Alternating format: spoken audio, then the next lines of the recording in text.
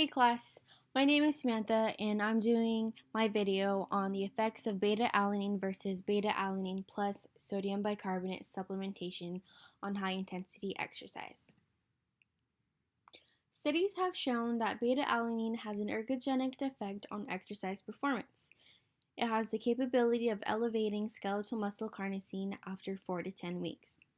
Carnosine, which is limited by beta-alanine, acts as an intracellular buffer that neutralizes free radicals. So by ingesting the beta-alanine as a supplement, it enhances the ability of carnosine to neutralize the free radicals. Increases in bicarbonate levels enhance hydrogen ions and lactate efflux from exercising muscles, which results in an increase in exercise performance. There are studies that have examined adding sodium bicarbonate in hopes to enhance performance in trained athletes. My purpose is to compare the effects of beta-alanine alone with the effects of beta-alanine combined with sodium bicarbonate and whether or not its effect is additive. First, looking at only beta-alanine. In studies done by Saunders, Smith, Sale, and Painelli, subjects were given 6 to 6.4 grams per day of beta-alanine supplementation, which resulted in improving their post-supplementation exercise performance compared to their pre-supplementation exercise performance. Saunders, in 2017, conducted a study that lasted 24 weeks and looked at the carnosine content in high-intensity cycling capacity with beta-alanine supplementation. The results showed improved cycling capacity at 110% in time to exhaustion, where carnosine content was found to continually increase throughout the weeks. The muscle carnosine content increased from week 0 at a baseline of 22.37 plus or minus 4.46 millimoles per kilogram by 20.15 plus or minus 7.63 at week 24. In a study done by Smith in 2009, the subjects performed cycling tests and measured the VO2 peak, VO2 time to exhaustion, ventilatory threshold, and total work done. The only significant results came from VO2 time to exhaustion and VO2 peak. The VO2 time to exhaustion increased from mid to post test by 81.8 seconds. VO2 peak improved from mid to post test by 0.15 liters per minute. This study did not include any muscle carnosine content measurement. In a study done by Sale in 2011, they also performed high-intensity cycling capacity tests. It showed improvements in the cycling capacity at 110% by 12.1% from pre to post supplementation. This study also did not include any muscle carnosine content. In the study done by Painelli in 2013, they examined beta-alanine supplementation on 100-meter and 200-meter swimming performance. The results showed improvements in both 100 meters and 200 meter swim time from the pre to post supplementation by a negative 2.1% and a negative 2% respectively, meaning that their times got faster.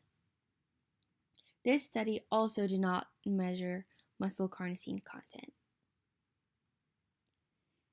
In a different study done by Theanin in 2009, they examined the sprint performance at the end of an endurance cycling race. Because winning often depends on the last few seconds of power output. Subjects were given a smaller dosage than the previous studies, but results show that it was still sufficient. They were given a maximal dosage of 4 grams per day after 5 weeks of an 8-week study. So the last 3 weeks, they continued the dosage of 4 grams a day. The results showed that the beta-alanine had an effect on the sprint power production at the end of the simulated endurance cycling race. Their average peak power had increased by 11.4% during the final sprint after the time trial. This study also did not include any muscle carnosine content.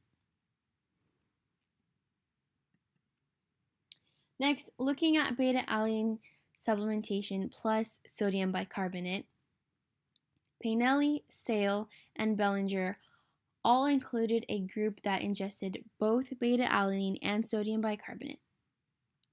The dosage they provided the subjects were 0.3 grams per kilogram of body weight of the sodium bicarbonate plus the 6 to 6.4 grams per day of the beta-alanine. The results showed minimal improvements from the beta-alanine plus sodium bicarbonate compared to the beta-alanine alone, but all articles state that improvements were not significant.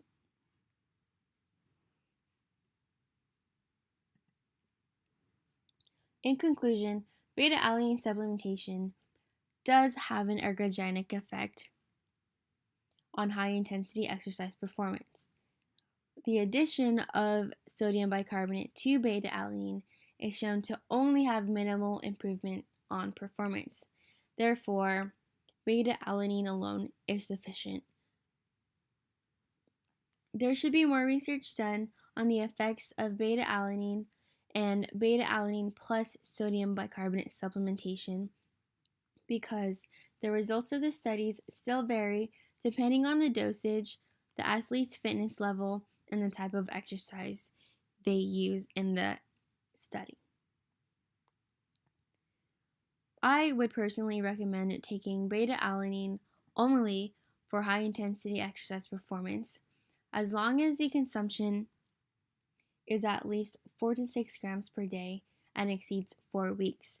So even if you take 5 grams per day, as long as you take it longer than 4 weeks, like in the range of 4 to 10 weeks, you will still see improvements in the high intensity exercise performance. And here's a clip I made from my own personal experiment on the beta-alanine supplementation after 6 weeks. Here at Lab X, we're testing subject Max pre-supplementation. Let's go, Max. 25 more seconds. You got this. Let's go. Only 20 more seconds. Let's go. 15. You got it, Max. Come on, Max. No.